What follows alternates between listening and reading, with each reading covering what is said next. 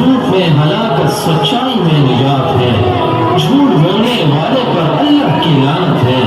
झूठ बोलने वाले से फरिश्ते दूर भागते हैं। सच्चाई इंसान को निजात अता करती है। सच्चाई फलाह व कामयाबी की जमानत है।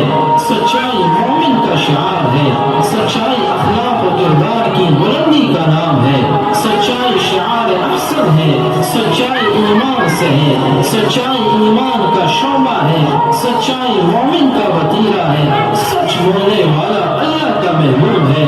सच्चा शफाअत रसूल का मुस्तहिक है।